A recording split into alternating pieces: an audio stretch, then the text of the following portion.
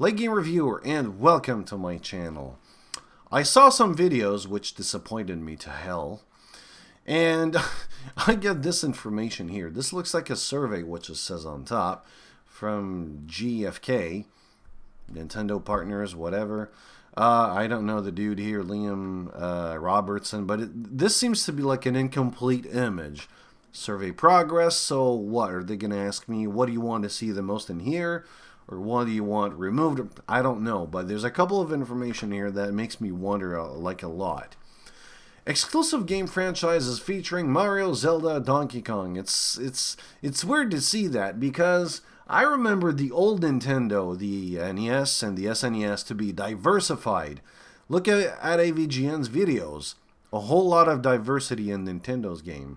Well, okay, true, that LGN really sucked with their games, but still, diversity was a key. And note that, like, quality department and all this neat stuff that we have today didn't exist at the time. And Deadline were freaking serious at that time, so yeah, it really didn't help. But if they did, I'm pretty sure that the game called E.T. on Atari would be better, and a whole lot of more games on Nintendo would be better, but that's another story. But it's nice to see that they have that, but, you know, diversity would really help. Third-party developers really help. Look at Sierra. They're coming back into the screen. And, they're coming back into the game. And you see that they're using a third-party developer. Well, an indie developer to work on King's Quest, one of the biggest title in the history of PC gaming. Adventure side, of course. This is nice. Nintendo could do that, you know, but yeah, whatever. The network thing going on there on the second part. Yeah, there's no network that's perfect. Whatever, got nothing to say. Gameplay flow between NX console and handheld. I did see a lot of neat tricks going on with the Nintendo 3DS. Pretty neat, but that all goes to the developer, not Nintendo and themselves. Then I see the achievements, and this is where my disappointment comes in. It looks like a lot of gamers, well, not gamers, but people on YouTube, the ones that I saw, I'm pretty sure there are others that are not, but the ones that I saw seems to have their dick fucking hard when they saw the achievement coming to the Nintendo NX. Why is that? Because to me, as a PC gamer, I have no console beside the PlayStation 2, and since that time, even before that, I was using the computer. And I am a PC gamer. I'm not a console gamer, so this is the thoughts of a PC gamer on the Nintendo NX, just to be clear. This is weird because I don't give a rat's ass about the achievement system, the triumph, or the stats. I don't care about that. What I care, what games will be available, and what is it? What are my options? Because there's a lot of shit going on in the gaming industry, especially in 2015. Quality seems to be down, DLC seems to be up, microtransactions seems to be something, episodic content, which I fucking hate the most. Fuck you, Telltale.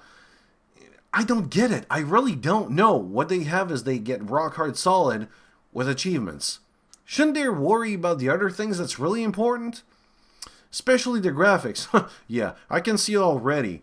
I can see a lot of console gamers, or anyone that has a console. Well, no, okay, maybe not. I'm not going to put everyone in the basket. But I do see a lot of videos from console gamers bitching at us, not me specifically, but at us, that we bitch about resolution. True to a certain extent.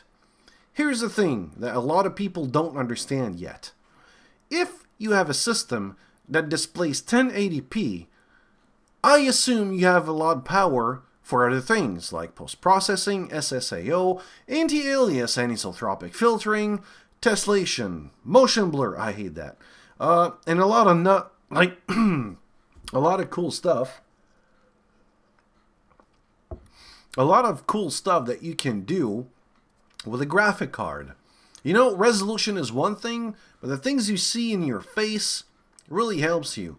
I don't know about you, but like a system that has the ability, let's say the lack of the ability to display draw distance really far because, you know, popping a car in front of me or popping a building in front of me really sucks. Though, so yeah, it really breaks the immersion. Really breaks it. Or when you go into an open world and you see all the textures being really bad. I don't know. I'm the kind of guy who's going to look at a signpost, and I don't see a signpost. I see pixels. Like Atari, Nintendo, like pixels. What the fuck? I don't get it. I really don't. It's not about the resolution, but it really helps to determine what your system can unleash. It really helps. Look at PlanetSide 2, for example. At one point, I'm pretty sure it's because of their network they turned it off.